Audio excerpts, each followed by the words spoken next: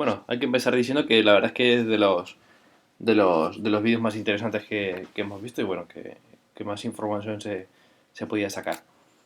Lo primero, bueno, comentar que se trata de, digamos, el arte de la época medieval, por tanto, este tipo de arte es en la que se desarrolla pues, en la Edad Media, principalmente en Europa, en torno al siglo XV, por supuesto, hasta el siglo XIII. Como bien sabemos, digamos, el monopolio de la cultura en esa época estaba en manos de la Iglesia, por tanto, es de entender que prácticamente todo el arte de entonces era de carácter religioso. Empezamos por el arte románico, que es el primer, digamos, la primera manifestación artística ahí de la Edad Media, y es el resultado, como vemos aquí en esta diapositiva, de la integración de fórmulas estéticas y constructivas que provienen principalmente de la arquitectura romana. Bueno, y aún así integrando cosas de la arquitectura germánica, árabe.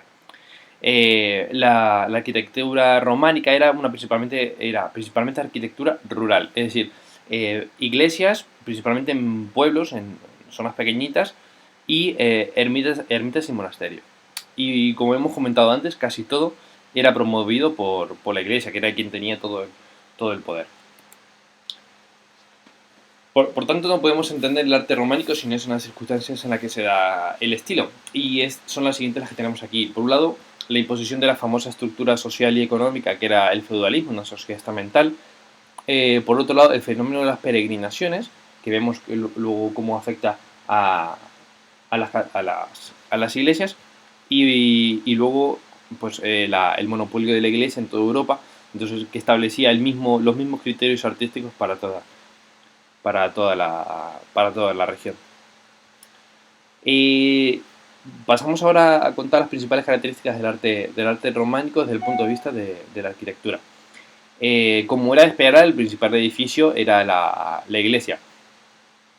Y como todavía tenemos algunas iglesias de estas, la principal preocupación de este tipo de arte era la perdurabilidad en el tiempo.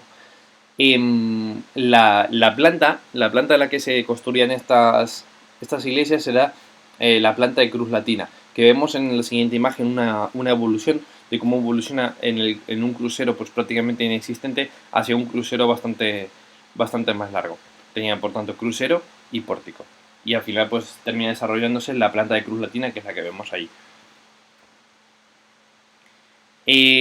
Las iglesias románicas son bastante características y podemos ver aquí una pequeña imagen y vemos aquí las siguientes características. El principal elemento arquitectónico que sustentaba toda la estructura era el muro. Entonces los muros eran muy anchos, estaban construidos sobre cimientos muy profundos y dado que soportaban casi todo el peso, pues tenían pocas ventanas, sobre todo y eran pequeñas, pocas ventanas y pequeñas sobre todo para no reducir la solidez de la sustentación de la iglesia. Y se introducen contrafuertes para aumentar la fortaleza. Aquí vemos algunas estructuras que se utilizaban. Las bóvedas más importantes eran la bóveda de cañón, que como vemos aquí, y la bóveda de arista, que es, digamos, varias bóvedas de cañón unidas de forma perpendicular. Luego tenemos el arco de medio punto, que es, digamos, el punto desde donde parte una bóveda de cañón. Y por último, las columnas cruciformes con forma de cruz, que luego evolucionan a diferentes ornamentos, pero siempre mantienen una estructura de cruz. Desde el punto de vista de las artes plásticas, pues vemos las siguientes características de ellas. Es un arte antinaturalista, es un arte simbólico, y presenta un gran antítesis respecto al arte clásico que hemos visto, que se encargaba de representar fielmente la realidad, las emociones. Por tanto, estamos hablando de formas desproporcionadas y se trataba de un elemento complementario de la arquitectura que hemos comentado anteriormente. Y bueno, destacan principalmente por frontalidad, rigidez y ausencia de movimiento. Vemos aquí una pequeña un pequeño cuadro donde vemos, digamos, la antítesis de el arte clásico y el arte románico. En uno vemos pues, unas estructuras equilibradas, figuras equilibradas, Y por otro lado, formas, en el arte románico encontramos formas totalmente desproporcionadas e incluso hasta grotescas. En el arte clásico vemos que se buscaba sobre todo la armonía, la proporción y sobre todo la perfección anatómica, la representación anatómica fidedigna. En el arte románico, pues no, eran figuras principalmente esquemáticas, dado que aquí lo importante no era la representación, y mostrar sobre todo el mundo espiritual y divino. Aquí vemos a muy buenas imágenes, bueno, que representan estas características que hemos visto. Vemos que son imágenes pues relativamente desproporcionadas, caras grandes, ojos no acordes con la cara y demás. Vemos que no hay expresión de sentimientos ni de nada. Pasamos por tanto al arte gótico.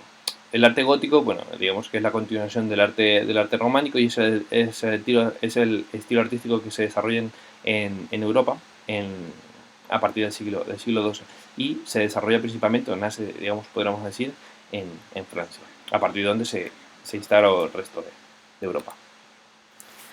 En contraste con el principio de la época medieval, bueno, se trata de una época de paz y de cambio, sobre todo en los procesos de producción. Por tanto, encontramos pues, una mayor prosperidad económica y esto desarrolla, pues, digamos, el potencial económico de la burguesía. Aquí encontramos pues, una pequeña, digamos, contraposición de lo que viene siendo una iglesia románica y otra gótica, que ya prácticamente no la podemos categorizar como iglesia, sino como la encontramos como catedral. Digamos que las iglesias góticas eran de carácter, perdón, las románicas eran de pequeñitas, de carácter rural, y las góticas eran grandes catedrales situadas en grandes ciudades. El arte gótico, desde el punto de vista arquitectónico, pues tiene sus características. Principalmente, la catedral gótica está caracterizada por la monumentalidad y el famoso neoplatonismo cristiano, que era esa representación de utilización de la luz para representar pues, bueno, la figura de Dios.